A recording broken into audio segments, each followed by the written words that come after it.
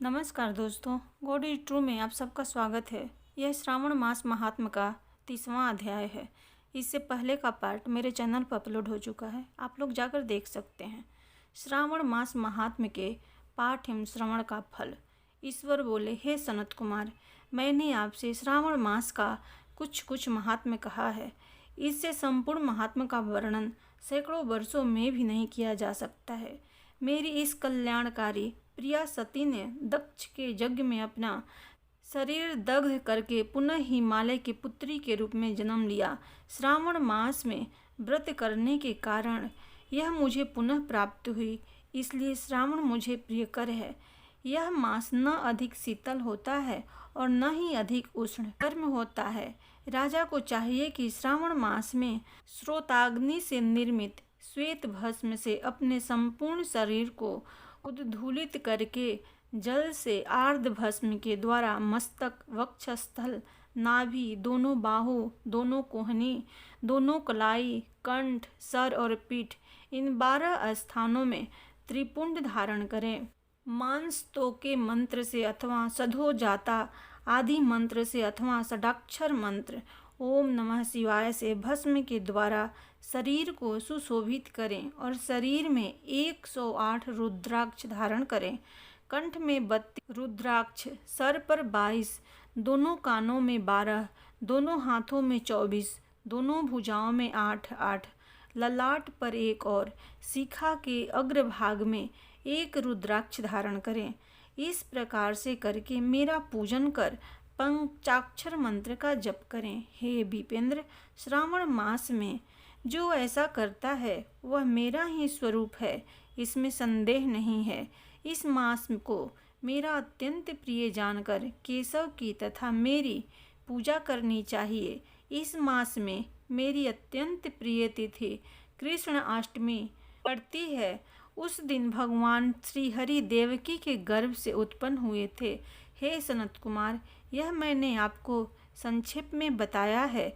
अब आप और क्या सुनना चाहते हैं? सनत कुमार बोले, हे पार्वती पते, आपने श्रावण मास का जो कृत्य कहा उसे सुनकर आनंद सागर में निमग्न रहने के कारण और उनका वर्णन विस्तृत होने के कारण व्यवस्थित रूप से स्मृति नहीं बन पाई। अतः हे नाथ, आप क्रम से सबको यथार्थ रूप से बताइए। सावधानी से सुनकर मैं भक्ति पूर्वक उन्हें धारण करूँगा। ईश्वर बोले, हे सनत कुमार, श्रावण मास की शुभ अनुकर्मणिका को आप सावधान होकर सुनिए। सर्वप्रथम शौनक का प्रश्न, तत्पश्चात सुत जी का उत्तर, श्रोता के गुण, आपके प्रश्न, श्रावण की व्युत्पत्ति, उसकी स्तुति, पुनः हे मुने आपका विस्तृत प्रश्न, इसके बाद नाम कथन सहित आपके द्वारा की गई मेरी स्तुति, फिर क्रम से उद्देश्य पूर्वक मेरा उत्तर, पुनः आपका विशेष प्रश्न, उसके बाद नर्तवर्त की विधि, रुद्राभिषेक कथन, इसके बाद लक्ष्य पूजा विधि, दीपदान, फिर किसी प्रिय वस्तु का परित्याग, पुनः रुद्राभिषेक करने तथा पंचामृत ग्रहण करने से प्राप्त होने वाला फल, इसके बाद पृथ्वी पर शयन करने तथा मौन व्रत धारण करने का फल, तत्पश्चात मासोपवास में धारणा पारणा की विधि, इसके बाद सोमाख्यान में लक्ष्य रुद्रवर्धि विधि, पुनः कोटिलिंग विधान, इसके बाद अनोदन नामक व्रत कहा गया है।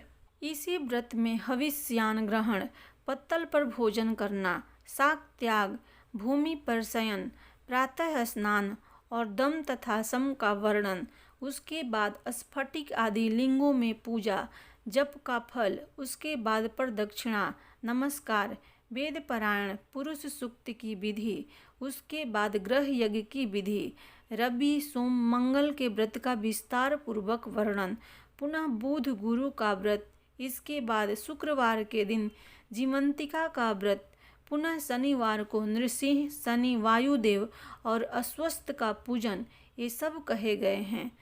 उसके बाद रोटक व्रत का महात्म्य, औदुंबर व्रत, स्वर्ण गौरी व्रत, दुर्वा गणपति व्रत, पंचमी तिथि में नाग व्रत, षष्ठी तिथि में सुपूदन व्रत, इसके बाद शीतला सप्तमी नामक व्रत, देवी का पवित्रारोपण, उसके बाद दुर्गा कुमारी की पूजा, आशा व्रत, उसके बाद दोनों एकादशियों का व्रत, पुनः श्री हरि का पवित्रारोपण, पुनः त्रयोदशी तिथि को कामदेव की पूजा, उसके बाद शिव जी का पवित्रक धारण, पुनः उपाकर्म, उत्सर्जन एवं श्रावण क्रम, इसका वर्णन किया गया है।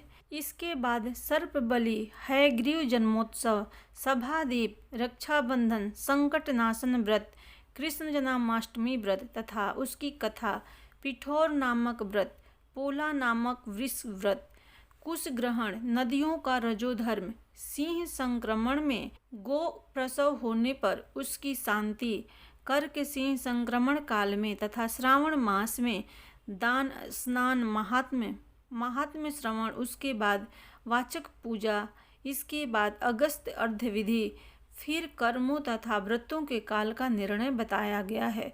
जो श्रावण मास महात्म्य का पाठ करता है अथवा इसका श्रवण करता है वह इस मास में किए गए व्रतों का फल प्राप्त करता है। हे सनत कुमार, आप इस शुभ अनुक्रम को अपने हृदय में धारण कीजिए।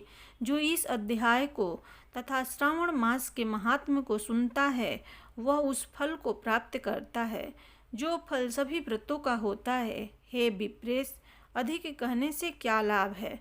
श्रावण मास में जो विधान किया गया है उनमें से किसी एक व्रत का करने वाला मुझे प्रिय है। सुत जी बोले, सौनक जी, शिव जी के अमृतमय इस उत्तम वचन का अपने कर्णपूट से पान करके सनत कुमार आनंदित हुए और कृत्य हो गए। श्रावण मास की स्तुति करते हुए तथा हृदय में शिव जी का स्मरण करते हुए वे देवर्षि श्रेष्ठ सनत कुमार शंकर जी की आज्ञा लेकर चले गए।